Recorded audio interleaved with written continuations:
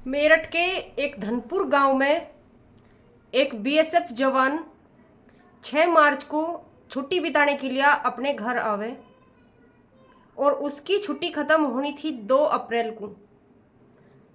छुट्टी के इन्हीं दिनों के बीच में उस बीएसएफ जवान के साथ ऐसा क्या हुए जो उसकी इन दिनों के बीच में जान चली जा। बीएसएफ जवान का नाम नैन सिंह था और उसकी 2012 में कोमल नाम की लड़की के साथ शादी हुई थी। अभी बीएसएफ जवान 6 मार्च को छुट्टी लेके अपने घर आया था और जैसे ही जवान छुट्टी लेके घर आवे तो वो ज़्यादातर अपना टाइम सोने में ही बितावे।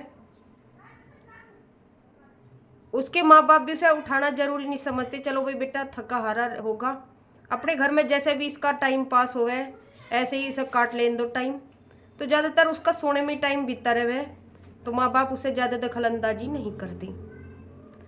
27 मार्च की रात थी, करीब 1:30 बजे था। घर में 2-3 आदमी एंटर हुए बंदूक लेके और बीएसएफ जवान पे फायरिंग कर दे, जिससे बीएसएफ जवान की मौत हो जा। मौत होने के 28 तारीख को मतलब 27 तारीख की रात को उस पर फायरिंग हो गया, उसकी मौत कर दी जा। घर पे कोई नहीं रहता, उसके पिताजी खेत में जाए रहे और जो बीएसएफ जवान की माँ थी वो अपनी लड़की के ससुराल जाई रहे और बड़ा भाई वो अपनी ड्यूटी पे रहे। तो घर में फिलहाल कोई नहीं था। पत्नी थी, पत्नी के साथ लड़ाई झगड़ा होकर पत्नी कुछ दिन से मायके में जा रही थी बीएसएफ जवान की अपने बच्चे को लेके। तो आखिर माजरा क्या था, बीएसएफ जवान पे फायरिंग किसने करी थी।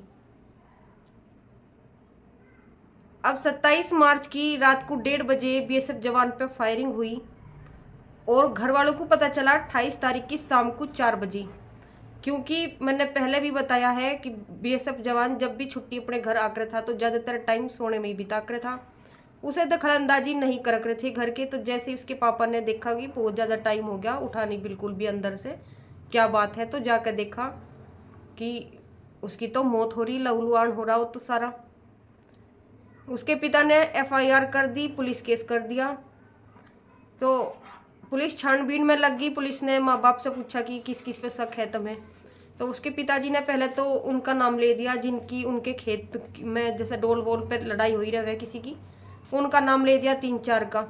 लेकिन जब छानबीन हुई, शिनाख्त हुई, तो पता चला कि वे सब तो उस टाइम जिस टाइम बीएसएफ जवान के साथ ये वारदात हुई वे अपने सभी काम पे थे, उनका उसमें कोई हाथ नहीं है। अब पुलिस के दिमाग में आया एक राज और भी हो सके, क्यों ना इसकी पत्नी की हिस्ट्री खंगाल ली जाए, क्योंकि पता है कि पत्नी की कुछ टाइम पहले से इसके साथ अनबन चल रही और वो बच्चों को लेके अपने मायके में रह रही। तो पत्नी का फ़ोन ले लिया गया, पत्नी का फ़ोन खंगाला गया, सारी कॉल डिटेल निकल ली गई।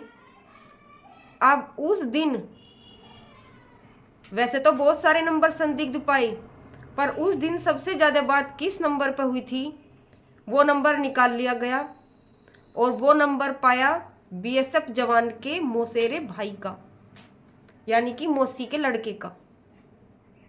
तो वो भी गिरफ्तार कर लिया और पत्नी भी गिरफ्तार कर ली। दोनों को सख्ताई से पूछताछ करी गई दोनों के साथ। अंत में दोनों के दोनों टूट गए, दोनों ने एक दूसरे के राज खोल दिए।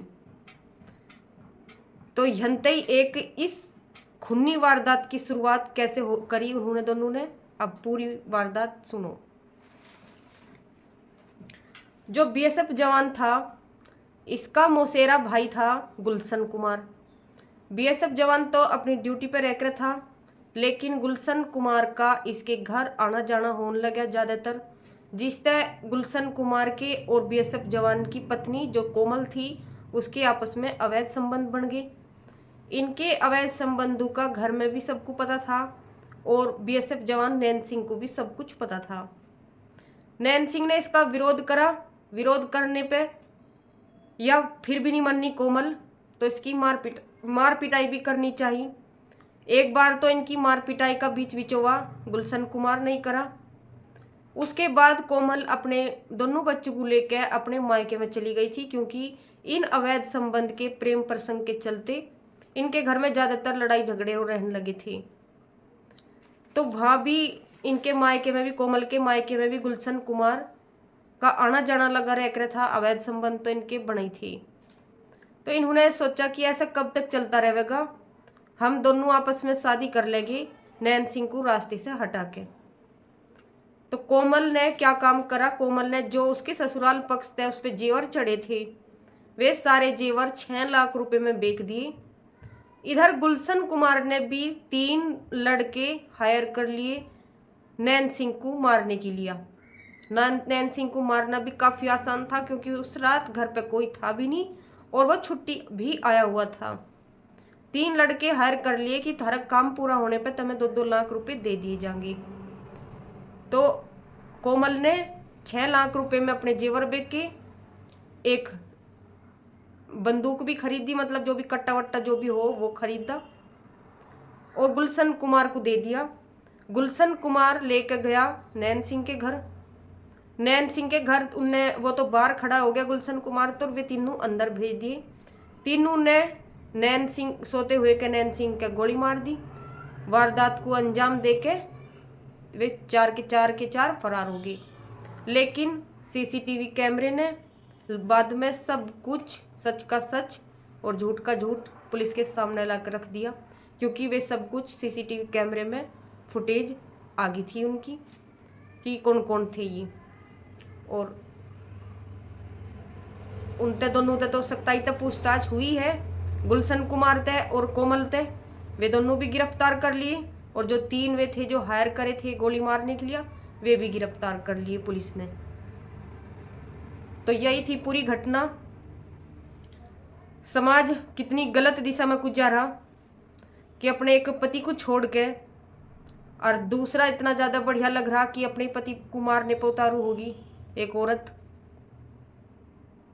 बहुत बड़े दुख की बात है यह हमारे समाज के लिए।